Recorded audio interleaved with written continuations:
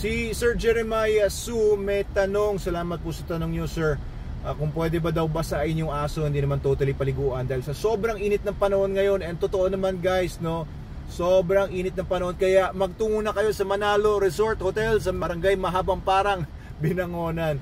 Ayan, so ito pong heat wave na nararanasan natin ay nagpahinto na nga ng mga ilang mga eskwela. Pero itong mga dogs po natin, pwede nyo pong paliguan, pwede nyo basain lang kung gusto niyo. Ito lang ang dangers na pwede mangyari kung papaliguan nyo sila.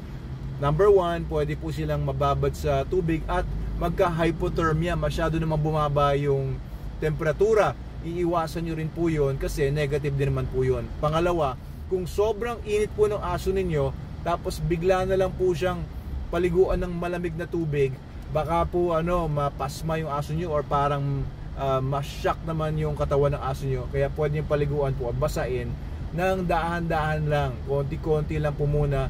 Huwag yung bibiglain na biglang buhos ng malamig na tubig. No, huwag malamig na tubig.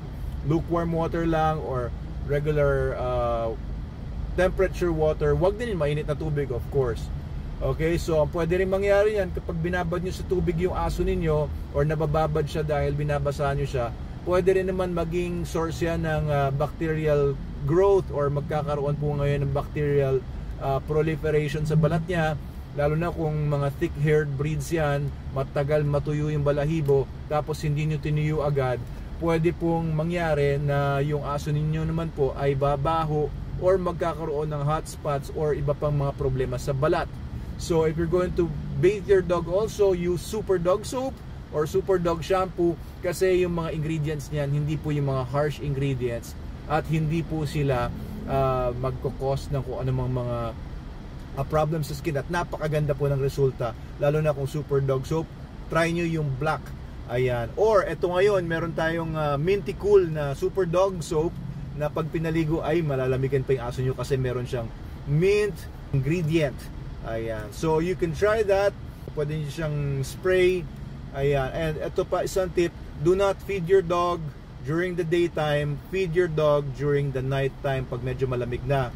Okay, kagaya ng tinuturo ko sa mga ilang videos ko na 1 meal a day kapag adult ang mga dogs ninyo, 1 year old pataas, ibig sabihin, so kung adult ang dog ninyo, pakainin nyo lang 1 meal a day. Of course, the best is Super Dog Nutrition, SDN, the best dog food in the multiverse.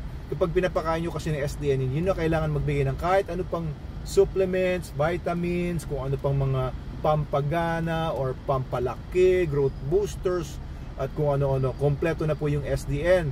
So if you're going to feed your dog, adult dogs, 1 meal a day, mas smarter sila. According to studies, smarter sila, mas healthy sila, at mas mahaba ang buhay nila. Okay, proven yan ng mga scientific studies done in other countries. So ito pong pagpapakain kasi during the day, nagkakos pa yan ng exothermia. Ibig sabihin, nag-i-increase pa yung body temperature ng aso pag pinapakain nyo during the day. And syempre, mainit na nga, tapos papataasin nyo pa yung body temperature, baka po ma-heat stroke yung aso nyo. So don't feed your dogs during the day. Keep them well fed pagka gabi na po. Yan. So nighttime is best pag medyo malamig na yung panahon. Of course, kung malamig man yung lugar ng aso nyo, wala namang problema magpakain during the day. Alright, pero I prefer during the night kasi medyo mas malamig na yung panahon niyan. Alright, so yun po yung sagot ko po sa tanong ninyo, Sir Jeremiah. Sana po ay natuwa kayo. And if you have any other questions, lagay nyo lang po sa comment section sa baba sa lahat po ng mga viewers natin. Thank you po, Doc Abel Manalo po ito sa Manalo K9.